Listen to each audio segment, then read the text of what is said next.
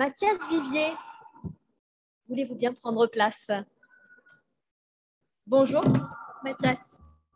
Agence Bonjour. de communication à Nice, KZN. Oui. On prononce comme ça ou il y a un jeu de mots KZN, oui, c'est la contraction de Kaizen. Alors, expliquez-nous. Kaizen vient de l'industrie d'ailleurs. Ouais. C'est une technique d'amélioration permanente qui nous vient du Japon, particulièrement Toyota à la base, et, avec un process très intéressant pour l'amélioration constante des process. Vous êtes implanté à Nice depuis quand vous êtes, Alors, on est à Nice depuis 2014 maintenant, 7 ans. D'accord. Vos clients, dans quel secteur on les trouve? Alors, principalement issus des services à la base. On s'intéresse de plus en plus à l'industrie. Dans le cadre d'une diversification. Naturellement, ça se fait au départ plus facilement avec les services.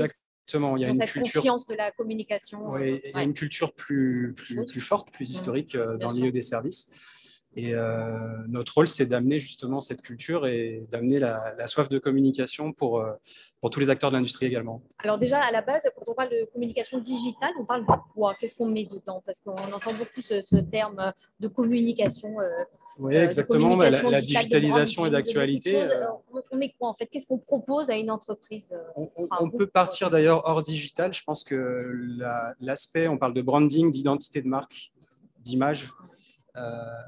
C'est avant même le digital qui reste un canal, mais pas le seul.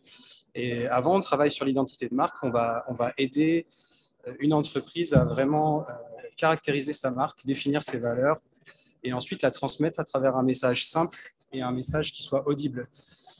Les marques ou les entreprises ont tendance à vouloir tout dire, à vouloir tout exposer, comme on peut le voir parfois sur une banderole avec la quasi-totalité d'un PowerPoint. Notre rôle, pas le recul nécessaire. Exactement. Pour cibler. Notre rôle, c'est d'aider à véhiculer un message, voire deux maximum, et à travailler sur cette identité de marque. Donc ça, c'est vraiment le premier travail. Et ensuite, la digitalisation, oui, les canaux sur Internet, ça peut être le site Internet, on peut parler des réseaux sociaux, pourquoi pas aussi les newsletters via les emails et tous les autres canaux possibles. On a gagné à peu près 5 ans, puisque le Covid n'a pas eu que des effets néfastes, mais on a gagné à peu près 5 ans de développement, de prise de conscience, en tout cas, sur cette importance-là. Je pense à la génération de leads, que quand on s'est retrouvé avec des entreprises plus qu'avec Internet, où sont les clients, comment trouver des clients. Et là, on a développé des campagnes spécifiques à ce moment-là, de génération de leads, de formulaires de contact, qui sont bien souvent le nerf de la guerre pour beaucoup d'entreprises dans l'industrie. Bien sûr. Est-ce que pour autant, malgré cette prise de conscience accélérée, contrainte par le Covid, est-ce que toutes les entreprises, honnêtement, avec lesquelles vous discutez, quel que soit leur secteur, ont conscience que, franchement, travailler sa communication, ce n'est pas optionnel, ça ne l'est plus? Alors, pour être tout à fait honnête, je pense que la prise de conscience est longue. Ouais. C'est de plus en plus le cas, mais on a un œil bienveillant sur des acteurs qui ont des produits exceptionnels, qui ont des innovations remarquables, mais qui parfois ne s'intéressent pas, ou peu en tout cas, à la communication et à la façon de faire connaître, faire savoir cette innovation ou ce produit auprès de leurs clients potentiels. Et notre rôle, c'est de les sensibiliser et ensuite de les accompagner pour faire connaître leurs produits. On a mis en place notamment un forfait unique de communication. C'est quelque chose d'assez neuf dans le métier. C'est-à-dire de leur proposer un forfait unique mensuel qui englobe toutes les missions de communication dont ils auraient besoin. Ça peut être quoi alors? Alors ça peut être, on peut avoir, je vais repartir de la newsletter, envoyer une newsletter mensuellement, ce qui serait déjà un premier objectif parfois, la concevoir, suivre ensuite. Ça c'est vous qui gérez intégralement. On s'occupe de tout. Le fond, voilà, le fond bien sûr en lien avec l'entreprise, mais en tout cas la rédaction, la mise en forme, l'expédition, le suivi.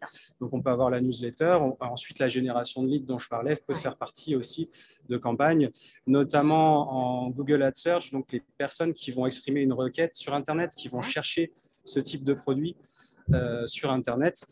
Notre rôle sera vraiment de proposer le produit de l'entreprise en première position ou dans le top position sur le moteur de recherche pour avoir une chance de proposer le produit. Exactement.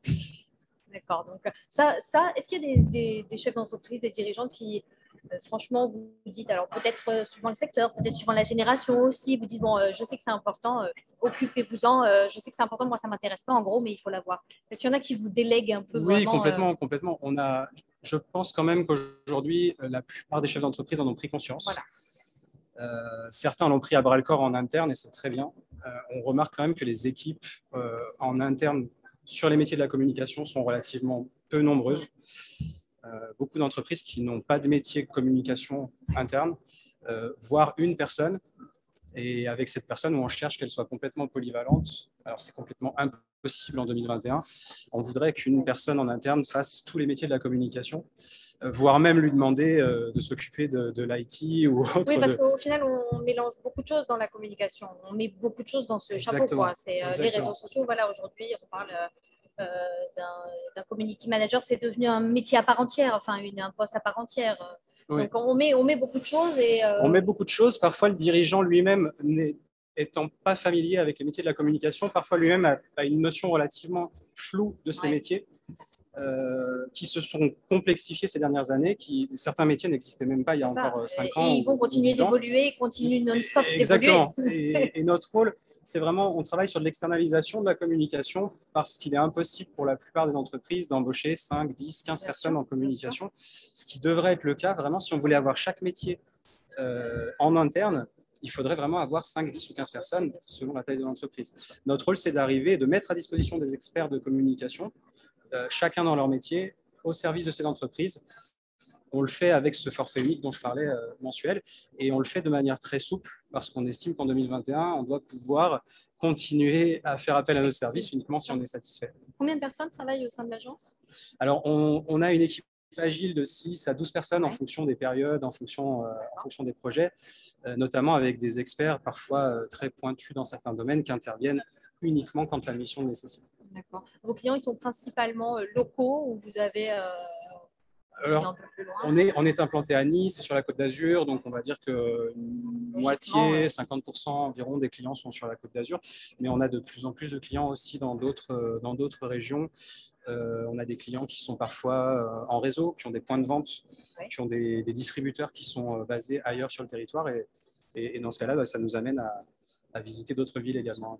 Qu'est-ce qui va faire peut-être votre valeur ajoutée numéro 1? Quelle va être, parce que des agences de communication, quand on ne sait pas comment faire de la communication, mais qu'on veut en faire et qu'on est un industriel, un dirigeant, comment on fait pour… Je pense que l'offre est pléthorique, complètement. Comment on fait le choix? Ce qu'il faut bien penser, c'est que la communication, à nos yeux, est au service du développement commercial. Ça, c'est une particularité. Parce que parfois, certains acteurs sont dans la communication, ont toujours été dans la communication et restent peut-être un petit peu trop dans leur monde. Dans mon parcours et dans le parcours des collaborateurs, on a tous une expérience, ce qu'on appelle chez l'annonceur en entreprise, et pas uniquement dans le monde de l'agence de communication. Ce qui nous permet d'avoir un regard à la place de ces dirigeants, de ces entrepreneurs, et de comprendre que notre rôle est uniquement au service du développement du chiffre d'affaires et pas pour la communication. C'est le business, c'est pas… Exactement. Voilà. Et un deuxième point qui est intéressant, c'est vraiment ce mélange qu'on a fait entre des communicants expérimentés, on va dire d'un certain âge, et des digital natives aussi, des plus jeunes qui viennent complètement bousculer les codes, qui viennent avec des savoir-faire, avec vraiment des idées, avec une énergie remarquable. Et l'agence est composée de ces deux profils. On va avoir quelques personnes très, très expérimentées, mais avec des jeunes exceptionnels aussi. Merci beaucoup, Mathias Vivier, pour votre témoignage. Merci. Agence KZN à Nice. Merci beaucoup. Bon après-midi. Merci.